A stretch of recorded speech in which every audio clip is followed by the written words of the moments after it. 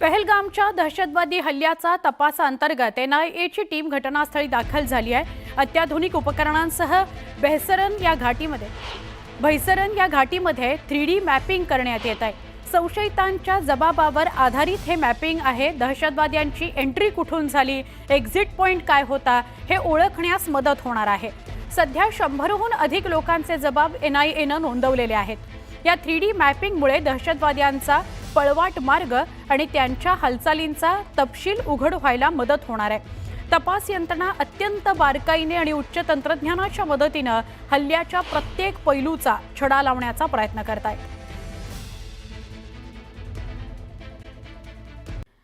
पहलगाममधील दहशतवादी हल्ल्याच्या तपासात मोठा खुलासा समोर आलाय। तपास यंत्रणांना टूल किटशी संबंधित धक्कादायक माहिती मिळाली आहे। लष्कर-ए तैयबाच्या तहरीक-ए-पाशबान या विंगनं डेड ड्रॉप या पद्धतीने माहिती आणि शस्त्रांची देवाणघेवाण कशी केली जाते याचा तपशीलवार उल्लेख केलेला आहे।